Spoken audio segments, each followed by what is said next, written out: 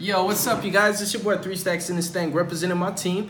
And today I'm going over an update on my Infernity FTK build. I decided to do like the Knightmare build because like the Knightmares provide a resilience to this deck, and it also helps you like if your opponent uses a particular hand trap that will stop you from FTKing them. You just use your leftover resources to make the Knightmare board and try to set up a soft lock that can provide you for at least just one turn. Because you could finish the FTK on your follow-up, you just need to make sure that you survive for a turn. And this deck is really good with link spamming. It can consistently produce the full extra link Knightmare board off of random, weird, nasty looking hands. And I mean just like hands you're like, anybody that doesn't understand how this deck works will draw that hand and just throw it and then scoop. But like this deck is weird. It's weird, it works, and it's random. It's like when you're playing Light Swords and you mill the right cards and you start going off and you're like, dang, I didn't plan for this. I don't know. I'm just going to go with it. Let's just let it happen. So let's hop into the main deck and I'll show you guys the build. So we have 3 Dark Worm. Dark Worm's stupid. And you got to play the Cheerio. The Cheerio is important because sometimes you don't want to resolve his effective search, right? Sometimes you're like, dang, I couldn't get Pendulum Call. I couldn't get complete scales. I'm going to play this from hand, scale it up, empty my hand. That's what you got to do. You got to empty your hand with Infernities. Infernities, the whole goal is to empty your hand and summon Archfiend with an empty hand. That's all you got to do to win. You can FTK by doing that. You just got to have at least 2 other monsters and you're good to go. We play Harmonizing, Black Fang, Double Purple Poison. I have more Magicians and I'm thinking about playing them, but like it works out so perfectly. Sometimes you're just like, what's the point of putting the extra Magicians in when you don't even need them? But it does come up sometimes to just have scales in hand so that you have those random hands where you're like, dang, I couldn't, Pendulum Call, but I have like a Purple Poison and a Black Fang. Okay, I can still FTK off of that because I can empty my hand just by summoning all the monsters. Because remember, spells and traps, you can set up monsters. You got to get them on the field so that your hand's empty. So like this is a really good engine. It works out so beautifully. Like, I think the thing that's come up more for me is another Black Fang, because like you can search your low scales no problem, but it just sometimes comes up where you need another high scale. Like I've been forced to scale up Harmonizing at times, and I was just like, you know what? Ultimately, I'm probably gonna put in another Black Fang just because that issue comes up too much. And when you're testing with your deck, when you change your deck or upgrade it, you upgrade it based on what you need to tweak it with, what needs to be improved. If it's already performing flawlessly, then you need to take it to a higher tier event, like a tier 2 or a tier 1 event, and just see what's up. And if you top and you do good, then you don't need to change your deck. But if there's some little tweaks, then you make those tweaks. And one of the tweaks I need to make is Black Fang. Put another one. Then we have like best starter card. Armageddon is game. Like you gotta play 3 of this, and then I gotta see this so bad that I even play the Greffer, because like it's pseudo Armageddon Knight just with a little bit more of a drawback. Because you got to discard for cost, which, yeah, it empties your hand, but sometimes the card you discard is like, dang, I wish I could have Pendulum summoned that. That would have made my board more, But you got to play it sometimes, like, because you only have 3 Armageddon Knights. You need the 4th way to dump your Archfiend and just search out your Archfiend. Dump Eris and search Archfiend. I play 2 Monk. Monk is universally better than these guys, but it requires for you to discard a spell. I ain't gonna lie, sometimes you open with the hand and you're like, okay, my only spell is Pendulum Call. I actually need Pendulum Call to summon the Archfiend or to summon enough monsters. And then you're like, okay, I can keep the Pendulum Call and use the Monk, but I'll still have monsters in hand, so I can't resolve Archfiend's effect. So like, yeah, Monk is insane, but like, ultimately, you use Monk when you can't get to Armageddon Knight. That's how you do it. And then for the Infernities, I finally have 2 Necromancers. I still need a 3rd. This one's DT. I'm happy. A dual terminal Necromancer. But you play 3 because you loop it. It's really good. Like, the word loop will be used a lot in this profile because this deck does degenerate things. It does stuff that one would just look at it and be like, you're not supposed to be able to do that. I feel like Konami is supposed to do something to this deck because that's not right. But this deck is completely under the radar. It's unanswered. Nobody really knows what it does, and I think it's going to stay that way. So 3 Necromancers, 1's a proxy. Something new, a new addition to the deck, I'm playing 2 Mirages because I realized in the altercation where I got drolled and ashed, I was like, dang, on resolution, if I would have just searched a 2nd Mirage, I still would FTK him. But I was like, I don't have a 2nd Mirage to search because I already resolved the launcher. The launcher got Ghost Ogre, and I was like, dang, man, like this is too much. Like, how do you have Ash, Ogre, and Droll? So I was like, man, you know what? This is what we gotta do. We gotta make it work. So I was like 2 Mirages. Because it was an awkward hand where I Pendulum Summon Necromancer from my hand. And I had, like, it's weird. Like, when you draw your 1-ups, you open up with, like, a Pendulum Call. It's like, I think Pendulum Call, Dark Worm, Necromancer, Archfiend, and something else. But ultimately, what I ended up searching... No, it was Launcher. Because I ended up searching Mirage off my first search. And then he drove me, and I was pissed. It's like, but that's the reason why I played the second Mirage. Because, like, it's Launcher on legs, and... This also helps you when you do get stopped in your tracks to make your bigger board, because this by itself, it can make like 2 to 3 link 2s or link 3s by itself. So Mirage is really good. A lot of people do extra work to copy Mirage's effect. I like to play 2 because it's really good. Even opening with Mirage, it's like, it's so busted. Mirage for 2 Necromancers spam Archfiends is busted. And then the man himself, the Archfiend, the GOAT. Like, yeah, he's at 1, but Infernities aren't dead. So you have your 6 Infernity monsters. That's all you really need. And then after this, it's just one of that you sometimes don't want to draw. But like, if you draw this, but you already have Summoner Monk, it doesn't even matter. And then Zephyros is good to draw, but these are extenders. Zephyros and Destrudo are extenders. They make your board a lot easier. Like this, especially when you summon Meteor Burst, Gate 0, like, bro, game time. Game time. Like, you're going to win. You do a lot of work sometimes when your opponent has a particular hand trap you don't like. You have to do a lot of extra work to reestablish and kind of go an opposite direction, but come around to the same end result. So you use a lot of resources, and Destrudo is another way that you can do that. Zephyros, sometimes, like, I showed you guys how you FTK with a bad hand with this deck. I ended up Dragon Ravine, got the Destrudo out, and then I ended up Time Starring. Like, I Pendulum Summon, made Time Star, search for Summoner Monk, linked up Curious, used Curious to dump this guy, and then used this guy to bounce the Dragon's Ravine, summon itself, then normal Monk, pitch the Ravine. Like, I was like, bro, this is busted. Who would have thought about that? That's crazy. And then you have Archer. This is how you FTK. Archer is just, whoo, man. Like, they need to ban this card particularly, because there's a lot of decks that can loop it. Like, instead of doing Wind Up Bats and the Cannon Soldier, you could just do this, and this is a lot better too, and it's easier. It's more damage. Like, it's busted. It really is. Spells, you play a lot of spells.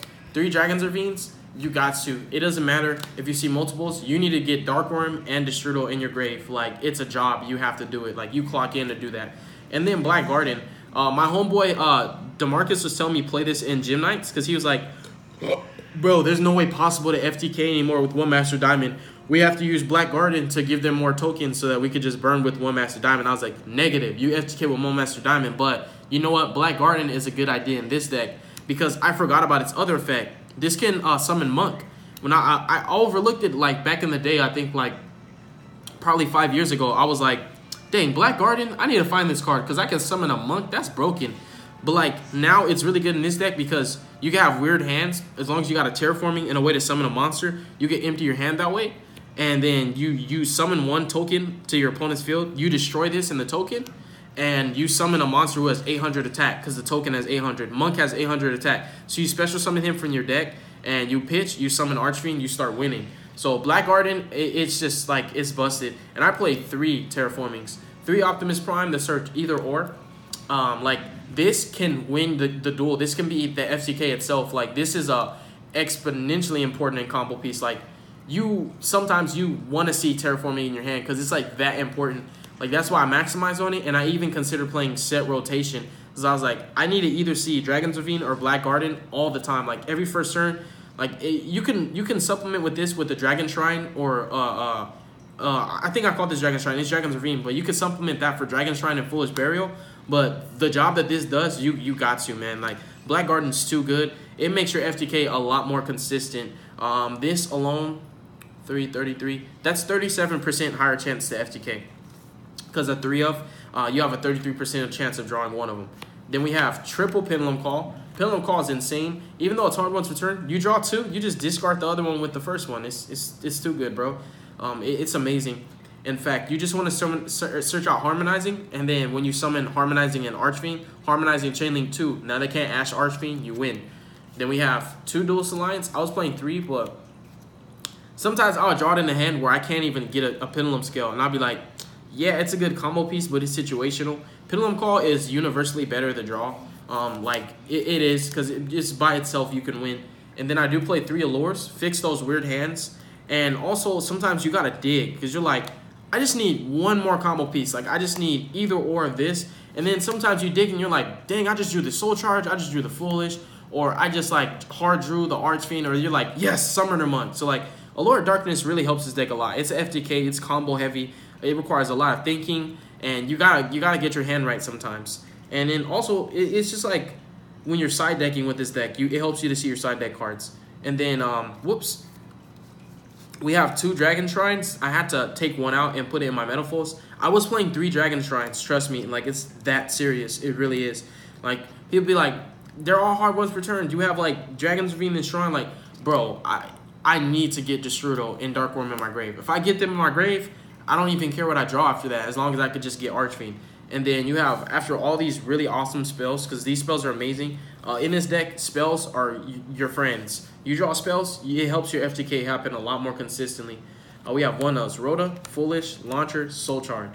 Soul Charge, say no mas. And something that makes my FTK deck different from others, I actually play Barrier. Because people don't play traps in FTK decks like this one especially, because they're like, they're not going to get a turn. But you also have to realize, and you have to respect hand traps.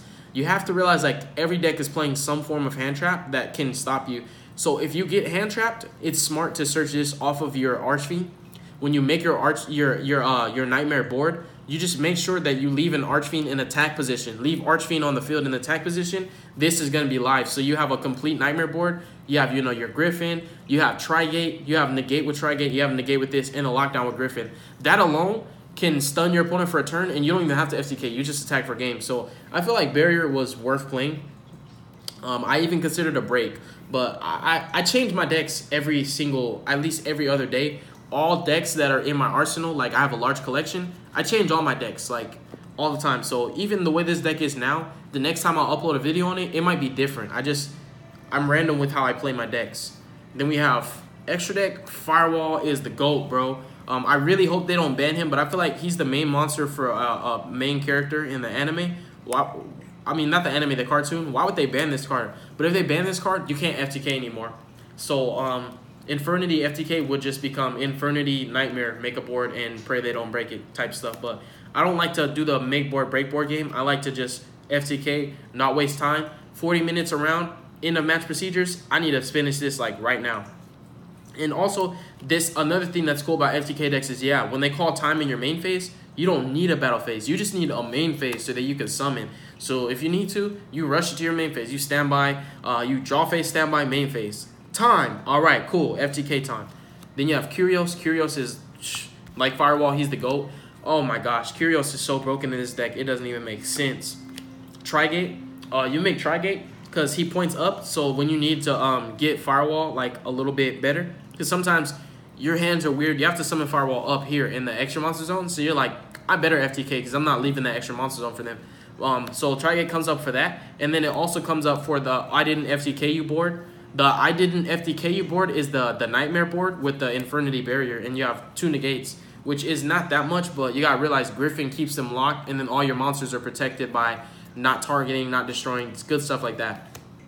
And then Proxy Dragon, he helps with the Knightmare board too. Like when I say you can extra link your opponent, you can extra link your opponent.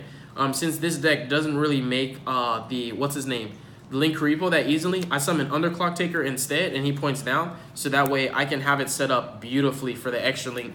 So like people really underestimate how good Infernities are and the things that they can do. Like me, I had to study them and practice a lot, because when I first picked this deck up, I didn't really know what I was doing, and I was playing it and I was like, I don't know how you can FTK with this deck. This deck is trash, and I gave up on it. And then the same night, I picked it up and I played it until like 7 in the morning. And then I felt like I didn't master it, but I was like, now I know the way. I know the way. This deck is amazing. Infernities really are. Then you have, those are all the links. I used to play a lot more links. No, those aren't all the links. I do play a lot more links. You have Skulldread. Skulldread is actually here. Yeah, you can make him, but he's here because I sold all my Griffins. I sold all of them, 20 a pop, because sometimes I need money, bro. Like, I have a job and all, and, like, I have bills to pay, but, like, sometimes I need money. So, this is supposed to be Griffin. Then you have Unicorn, you have Cerberus, and Goblin. Now, I like that Cerberus says they can't be destroyed by card effects, and this says they can't be targeted. Like, you can make Phoenix to make sure they can't be destroyed by battle, but it rarely ever comes up when your opponent can actually beat over your stuff. And if they can break your extra link, they still have to deal with the negates. So I feel like Phoenix is only good in certain situations. Like, that's why people make Link Karibo, because like it stops the attack anyways. But like, it just depends how you want to play your deck. Me personally, these were the Nightmares I chose. Remember, this is Griffin, Unicorn, Cerberus, Goblin. You make these like it's your job, bro. Like, it's easy. So now that actually is for the links. Then you have Tomahawk, Time Star the Spice. You search your Monk, or sometimes like if your hand's weird and you're like, dang, I can't FTK, you can search Harmonizing for the next turn and you can get a push with her. Then we have Invoker. You bring out your Amazoness Archer. Amazoness Archer is an Earth Warrior. You just FTK off of that. And then Meteor Burst. Meteor Burst is broken. Meteor Burst, Tomahawk, Say No Mas. So yeah, you guys, that concludes my Infernity FTK build. I feel like I need to get a formula where I can FTK no matter what, but I still am working on the consistency of the deck. Honestly, like, I can cut like this. That'll just open the slot, or I could just leave it like that because it's not a 40-card deck. But I factor in every situation, and like this comes up because you can't always FTK and you need a solid board. So like, I'm still going through formulas. I'm going through different builds, but I'm gonna find a